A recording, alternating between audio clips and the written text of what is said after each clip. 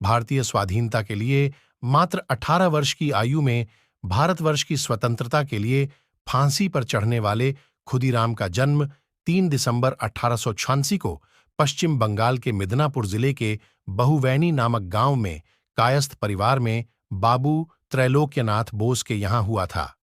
उनकी माता का नाम लक्ष्मी प्रिया देवी था। बालक खुदीराम के मन में देश को आजाद कराने की ऐसी लगन लगी कि 9वीं कक्षा के बाद ही पढ़ाई छोड़ दी और स्वदेशी आंदोलन में कूद पड़े। छात्र जीवन से ही ऐसी लगन मन में लिए इस नौजवान ने हिंदुस्तान पर अत्याचारी सत्ता चलाने वाले ब्रिटिश साम्राज्य को ध्वस्त करने के संकल्प में अलौकिक धैर्य का परिचय देते हुए पहला बम फेंका और मात्र 19वें वर्ष में हाथ में भगवद गीता लेकर हंसते हंसते फांसी के फंदे पर चढ़कर इतिहास रच दिया। मिदनापुर में युगांतर नाम की क्रांतिकारियों की गुप्त संस्था के माध्यम से खुदीराम क्रांतिकारियों पहले ही में जुट चुके थे। 1905 में लॉर्ड कर्जन ने जब बंगाल का विभाजन किया तो उसके विरोध में सड़कों पर उतरे अनेकों भारतीयों को उस समय के कलकत्ता के मेजिस्ट्रेट किंग्सफोर्ड ने क्रूर दंड दिया। अन्य मामलों में भी उसने क्रांतिकारियों को बहुत कष्ट दिया था। इसके परिणाम स्वरूप किंग्सफोर्ड को पदोन्नति देकर मुजफ्फरपुर में सत्र न्यायाधीश के पद पर भेजा। युगांतर समिति की एक गुप्त बैठक में किंग्सफोर्ड को ही मारने का निश्चय हुआ। इस कार्य हेतु खुदीराम तथा प्रफुल्ल कुमार चाकी का चयन किया गया। खुदीराम को एक बम और पिस्तौल दी गई। प्रफुल्ल कुमार को भी एक पिस्तौल दी गई। मुजफ्फरपुर में आने पर इन दोनों ने सबसे पहले किंग्सफोर्ड के बंगले की निगरानी की। उन्होंने उसकी बग्घी तथा उसके घोड़े का रंग देख लिया। खुदीराम तो किंग्सफोर्ड को उसके कार्यालय में जाकर ठीक से देख भी आए। 30 अप्रैल 1908 को ये दोनों नियोजित काम के लिए बाहर निकले और किंग्सफोर्ड के बंगले के बाहर घोड़ा गाड़ी से उसके आने की राह देखने लगे।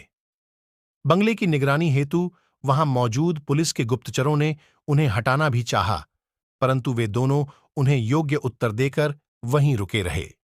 रात में 8:30 बजे के आसपास क्लब से किंग्सफोर्ड की बग्घी के समान दिखने वाली गाड़ी आते हुए देखकर खुदीराम गाड़ी के पीछे भागने लगे। रास्ते में बहुत ही अंधेरा था।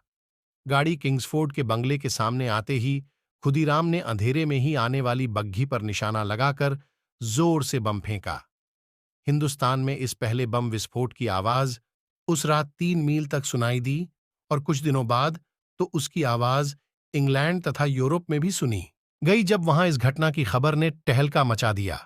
यूं तो खुदीराम ने किंग्सफोर्ड की गाड़ी समझकर बम फेंका था, परंतु उस दिन किंग्सफोर्ड थोड़ी देर से क्लब से बाहर आने के कारण बच गया। दैवयोग से गाड़ियां एक जैसी होने के कारण 2 यूरोपीय स्त्रियों को अपने प्राण गंवाने पड़े। खुदीराम तथा प्रफुल्ल कुमार दोनों ही रातों रात नंगे पैर भागते हुए गए और 24 मील दूर स्थित वैनी रेलवे स्टेशन पर जाकर ही विश्राम किया। अंग्रेज पुलिस उनके पीछे लग गई।